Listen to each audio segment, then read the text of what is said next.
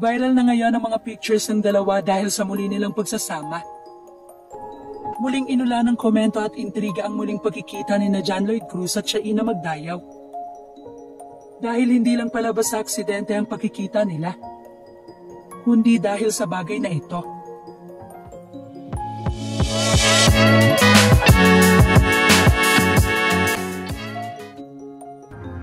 Siguradong magiging malaking balita muli ang pagsasama ng dalawa. Dahil nga sa kontrobersyal na kinasangkutan nila noon. Sino ba naman ang makakalimot sa matinding isyu ng dalawa noong magkasintahan pa? Mahigit 10 taon na ang nakalilipas ang mag-viral ang mga balita na may headline na "Hindi mahugot-hugot, sikat na yang couple, magkapatong na isinugod sa ospital."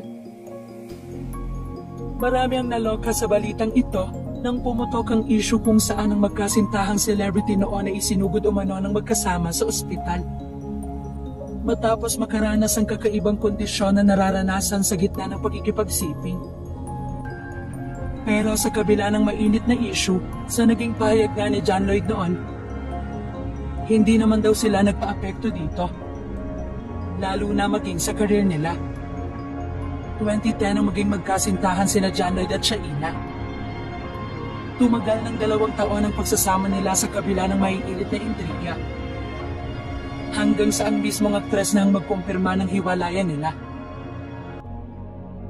Matapos nga ang mahigit 1 dekada ay muling nagsama ang dalawa sa isang event, kung saan labis sa inula ng reaksyon.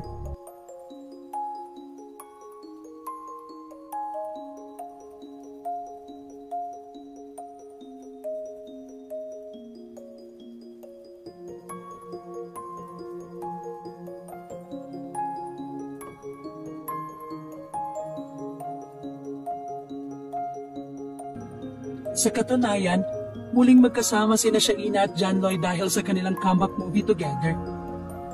Magkasama nga ang dating magkasintahan sa Switzerland para sa 76 Locarno Film Festival at world premiere ng kanilang muling pinagsamahan na pelikula na Essential Truths of the Lake. Ito ang kanilang get-together movie. Kasama rin nila sa nasabing pelikula sina Bart Gingona at Agot Isidro. Ngayon ang rumored boyfriend ng aktres ay si Piolo Pascual. Dahil sa ilang viral pictures din nila na sweet sa pagbabakasyon. Habang ang girlfriend naman ni John Lloyd ngayon ay ang pet lover at artist si Isabel Santos.